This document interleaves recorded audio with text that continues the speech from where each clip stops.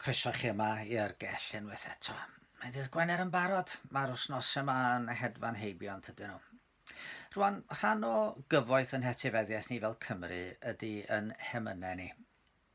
Dwi'n ceisio chwanegu at y traddodiad trwy sgwennu emynau newydd, ond dos wew i ni anghofio'r hen rai.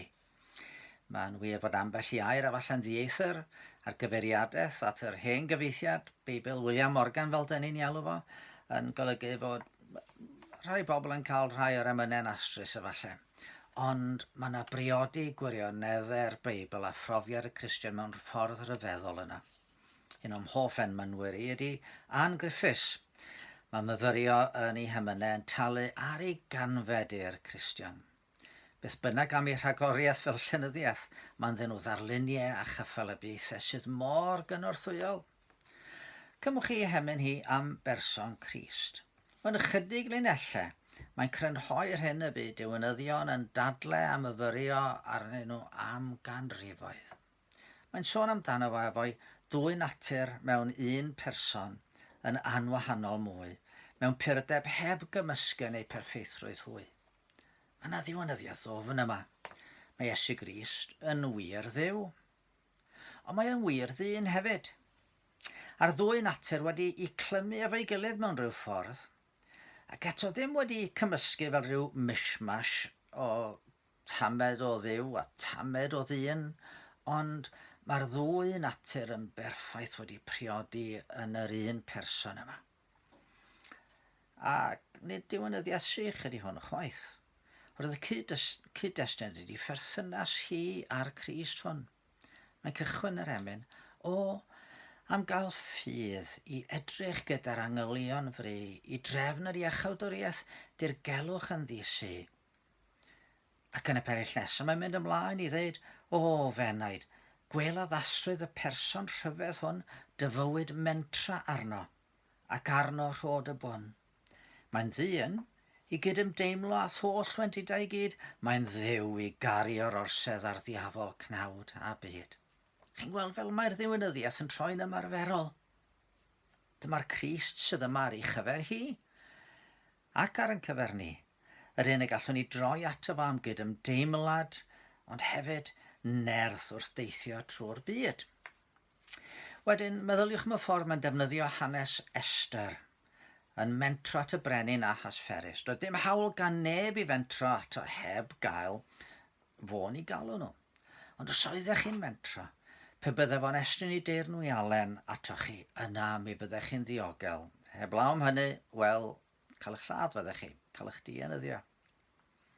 A wedyn mae Anne yn meddwl amdani hi fel pechaderes, yn dod at y Duw sanctaidd.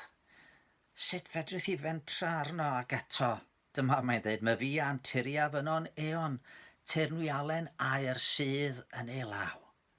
Mae'n gweld y deirnwyalen wedi hestyn ati hi o bawb. Un o'i hoff ddarluniau ydy fod cynllun yr iachawdwriaeth yn Iesu fel ffordd yn arwain trwy dreialon bywyd at dduw ei hun. Ffordd a'i henw yn rhyfeddol. Hen a heb heneiddio yw. Ffordd heb ddechrau, eto newydd, ffordd yn gwneud y meirwn fyw. Ac wrth gwrs, nid just ffordd at dduw ydy hwn. Iesu hun ydy'r ffordd. Ffordd i ennill ei thrafeilwyr. Ffordd yn briod. Ffordd yn ben.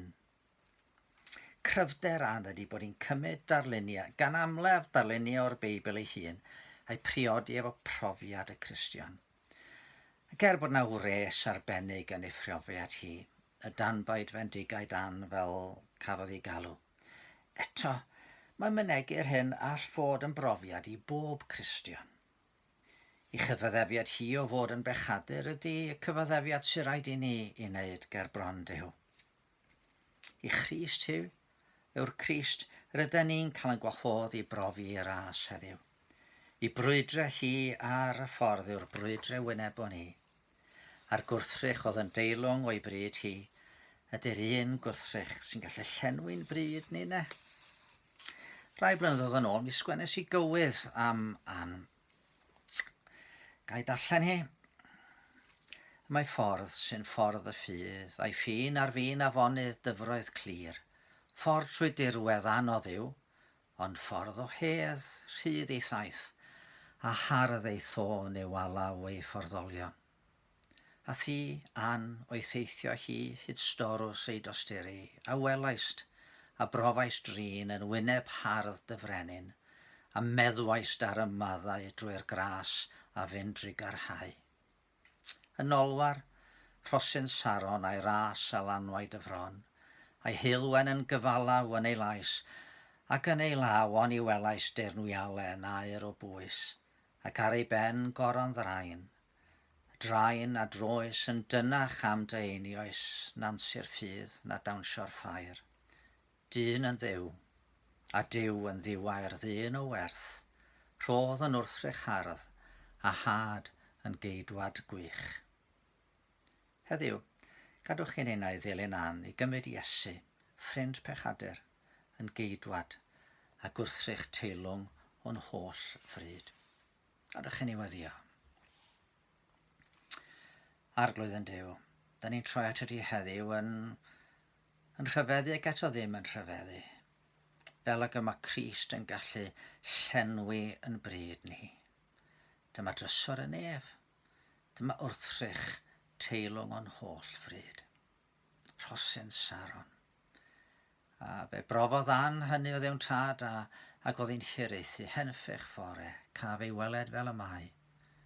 Ac eri bod hi'n ifanc yn mynd i'w gyfarfod, da ni'n hyderus bod hi wedi cael mwy na'i bodloni yn ei gwrthrych teilwng.